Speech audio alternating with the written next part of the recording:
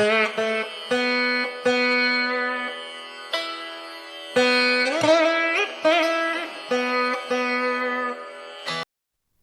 are now at 49th verse. So here we go.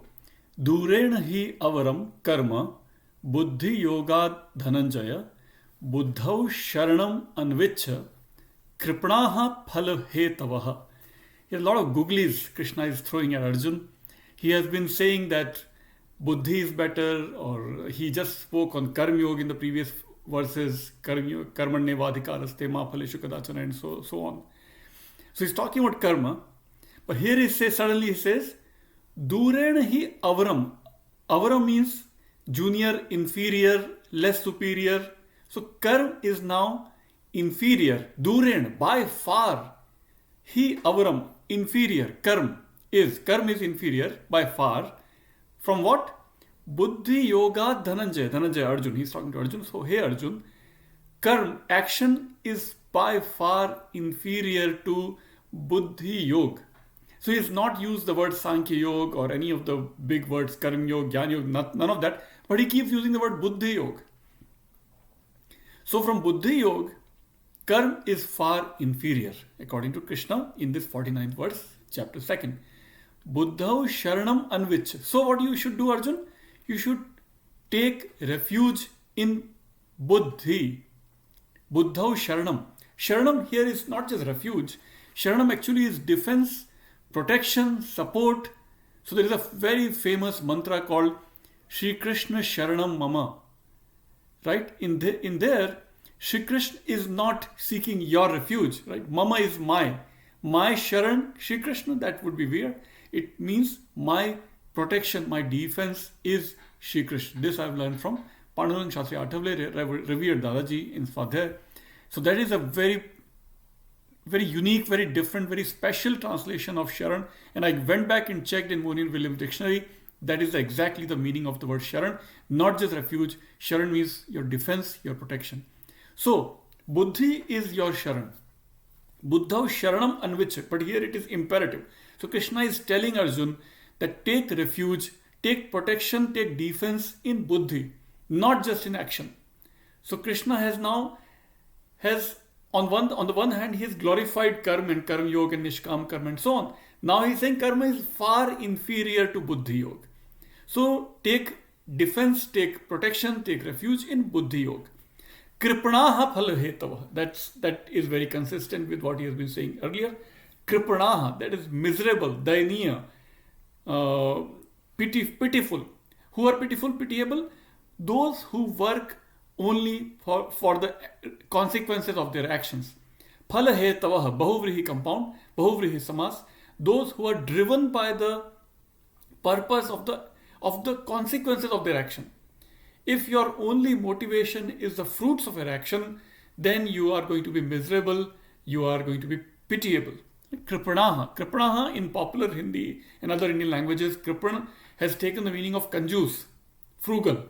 Right? But here it's not just frugal, it's pitiable, it's miserable. Those who are miserable, pitiable are kripanaha. So that completes 49th verse. Durena hi avaram karma buddhi yoga dhananjaya buddhau sharanam anvicha. Desire, seek the protection or defense in buddhi yoga. Buddhau sharanam anvicha kripanaha phalhetava. If you're driven only by fruits, then you are kripana. So how Winthrop Sargeant translates his action is inferior by far to the yoga of wisdom. So he is translating buddhi with wisdom. Usually we translate buddhi with intellect. Seek refuge in wisdom. Yes. Despicable. So he translates kripanaha is despicable. I would say pitiable or miserable, but he's saying despicable are those whose motives are based on the fruit of action. That makes sense. 50th, verse number 50. Buddhi yukto jahati. Now this brings me back those happy musical melodious memories of listening to Ravindra Sathe's rendition of Bhagavad Gita, in which he sang based on Vanraj Bhatia's music, album made by Music Today more than two decades back, and beautifully he has sung. Gita literally means a song of the Lord, so he has actually sung it in Sanskrit with beautiful voice, great voice. Buddhi yukto jahati ubhe sukrit dushkrite tasmat yogaya yujyasva Yoga karmasu kaushalam. Now another googly by Krishna. So he has been saying yoga, he has been hinting at actually Sankhya Yoga. Some, like I said, some scholars, some great commentators have translated yoga itself as Sankhya Yoga sometimes, yoga itself as Karma Yoga sometimes. Krishna seems to combine all those speculation and combines them all and says, what is yoga? Yoga karmasu kaushalam. If you can do your actions skillfully, then you are doing yoga. So let's translate now, word by word. Buddhi yukto jahatiha. Once you are united with buddhi, once you are yoked with intellect, right? Buddhi yukta. Yukta means to unite, to yoked. Jahatiha, right? Then you can leave. What can you can live? Ubhe, both. Sukrit, dushkrit. Good karma, bad karma. Everything is to be abandoned, right? Because good karma may make you sattvic, but it will not take you to moksha. So for moksha, you need to not just leave your dushkrita, your evil deeds, evil actions, but even your good actions. Ubhe, sukrit, dushkrita. Sukrit. Krit means action, right? That which is done. Krit is past participle. So sukrit, good actions. Dushkrit, bad actions. Tasmat yoga yujasva. Again he's saying tasmat, therefore. From this argument, from this, literally tasmat means from this. But it means is therefore. Therefore, yogaya yujasva. Yujasva again imperative singular. So he's talking to Arjun. So he's saying united, be yoked with what? Yogaya, with, for yoga. Be united, be imbibed, be connected with yoga. What is yoga? Not the physical asanas or the stretching exercises, of course. Not the physical postures. Here yoga is, what is yoga? He just defines in the next part of this verse. Yoga karmasu kaushalam. If you can skillfully act, that is your yoga. That eventually became karma yoga, and now Gita is equated with karma yoga. But that is the definition he is giving here, where it is not just action and renouncing the fruits of action, but it is to be united with buddhi yoga. So your intellect must be yoked with your action, but you cannot be thinking of the fruits of your action. That is how he combines sannyas and karma yoga and sankhya yoga and buddhi yoga, all those big terms, big branches of philosophies he has combined in this one line, yoga karmasu kaushalam. What kind of kaushal? What kind of skill? Skill based in buddhi yoga. Skill where you're not thinking of the fruits of your action, you're just doing your action without the attachment to the result, without attachment to non-action. You're still doing action, but the results you are not attached. So that is the way to do your action, to do your karmas, action, yes. So to complete verse 50, buddhi yukto jahatiha ubhe sukrit dushkrite tasmat yogaya yujasva yoga karmasu kaushalam. Beautiful three words that defines the word, that defines karma, that defines yoga, that can, in one way, it's the entire summary of the Bhagavad Gita. Yoga karmasu kaushalam. Now 51. Karmajam buddhi yuktahi. Again, so more dwelling on buddhi yoga. Karmajam. Action that are, okay, let me first read. Karmajam buddhi yuktahi. Phalam tyaktva manishinaha. Janma bandha vinirmuktaha. Padam gacchantya anamayam. What happens?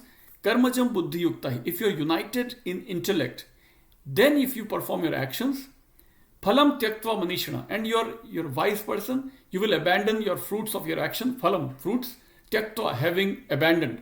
Chodkar. What are you abandoning? The fruits of your action. Then you are manishana. Then you are a wise person. Here I would use the word wise also. Manishana, wise person. That will make you also free from birth and bondages with birth. Janma bandha vinirmuktaha.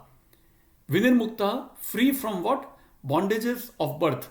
That is rebirth. You will not come back in this rebirth cycle. You can break off of the rebirth cycle and you can shoot or you can aim for your moksha. That is the padam gachanti anamayam. That is the painless final stage of your soul's journey. There you will go and you will be free from life and death and this cycle of rebirth. Right? And then 52nd verse. Yada te moha kalilam, again beautifully sung by Ravindra Sathe, which is coming to my mind. Yada te moha kalilam buddhir vyati tarishyati tada gantasi nirvedam shrotavyasya shrutasya cha yadate, when you moha kalilam, when you can sort of break off this delusion and attachments. Buddhi vyatitarishyati, when your intellect can transcend the bondages of darkness and illusion and so on. Tada gantasi nirvedam, then you will think beyond even Vedas. Nirvedam, Winthrop Sargeant translates in a, I think, problematic way. He translates Nirvedam to be disgusted. I would say Nirvedam means beyond Vedas, even beyond Vedas, simply transcending the Vedas. You will transcend even the Vedas. Tada gantasi nirvedam shotavyasya shutasya. Then you will hear what is to be heard to transcend this universe, to transcend this cycle of rebirth. All of that can be transcended if you are stationed in Buddhi Yoga and if you perform your actions skillfully. So that completes our 4 verses. So let me read the final verse for this episode. Yada te moha kalilam buddhir vyati tarishyati tada gantasi, imperative singular, you will go. Tada gantasi nirvedam, beyond Vedas, shrotavyasya shutasya, you will hear what is to be heard. That completes our this episode. Thank you.